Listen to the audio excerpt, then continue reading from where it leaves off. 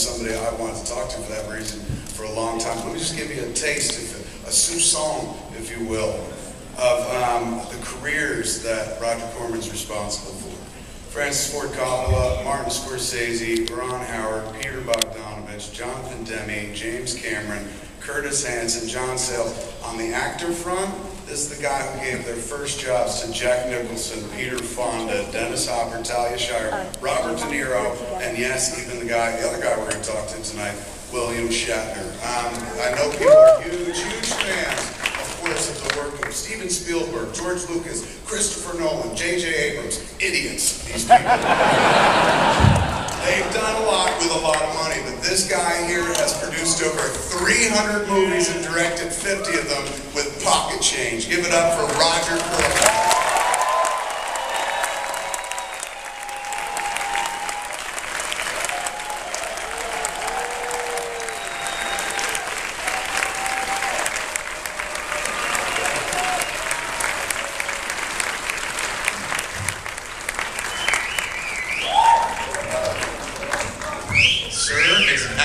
Can you not see him on this side? Hold on, I'll move the podium. Meanwhile, sir, it's an absolute honor to have you here. While I move the podium, vamp for a second. Tell these people something. Actually, you're an expert.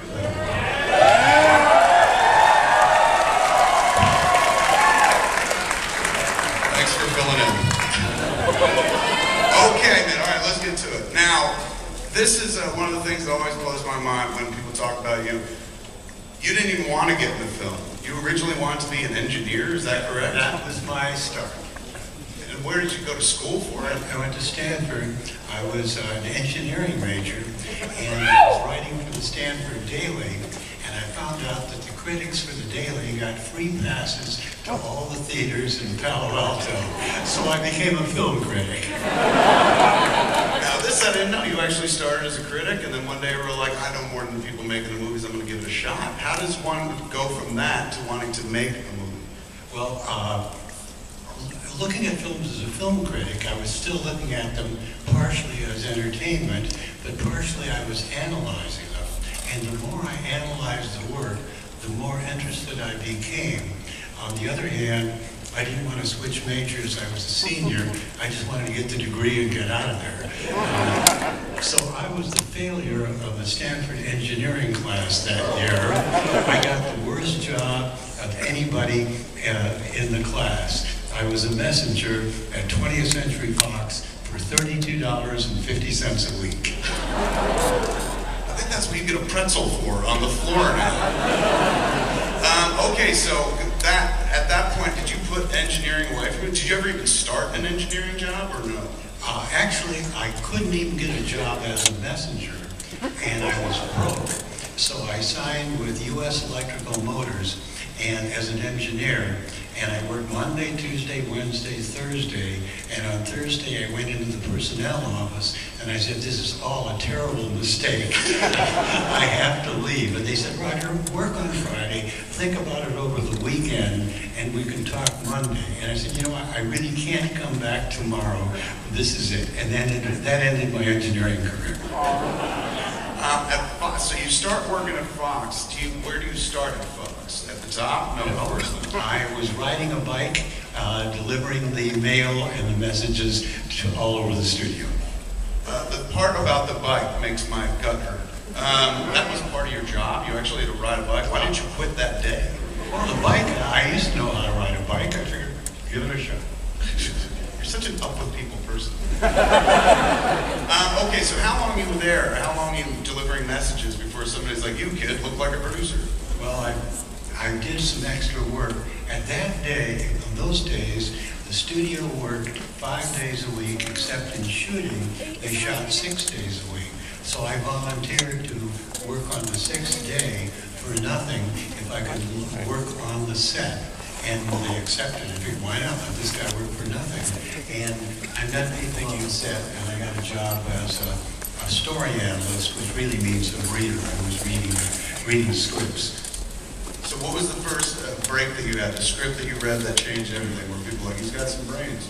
What happened was this: the story editor called me in one day, and he said, "Roger, you've knocked every script we've ever sent to you." And I said, "Well, I'm the youngest guy in the department. You send me the worst stuff. Send me something good, and then I can criticize it." And they sent me a script called The Big Gun, which is a Western, which was really very good. And I made some notes about it, and they bought it, and it became The Gunfighter with Gregory Peck, which became a major Western. And that does it at that point. You turn it around. Wow. So now you do that, you give a bunch of, you're a reader who brings in that script, gives them notes, it gets made naturally, they give you all the credit, they heap plaudits on top of you, they're like, "Roger, write your own check, man, the world is your oyster." They never recognized anything I did, so I just wanted to go to Europe. I had some time on the GI Bill, so I went to Oxford for a while on the GI Bill, came back, started writing scripts on my own, got a job as a literary agent, and sold a script I had written myself. And I paid the agency their 10% fee, and again, I offered to work for nothing. I said to the producer, "I will work for nothing if on the picture helping you if I can get a job, if I get a credit as associate producer." And he said, "Sure, why not? But credits are important in Hollywood." And after that picture, I was able to say, forget the associate in front of producer, I had a credit as a producer and as a writer. So I then went to several people I met in Hollywood, and also some guys from the Stanford engineering class like good jobs and made some money, and I raised $12,000 and made a picture called "It Stalked the Ocean Floor." I sold that picture to a little company, and they thought "It Stalked the Ocean Floor" was too arty a title. And they changed it to "Monster from the Ocean Floor," and it did very well. So I did a second picture, a road racing picture called "The Fast and the Furious," and I scored twice on that picture. The picture was a big success, and a number of years later, Universal offered to buy the title "The Fast and the Furious" from me, and Universal did very well with that title also.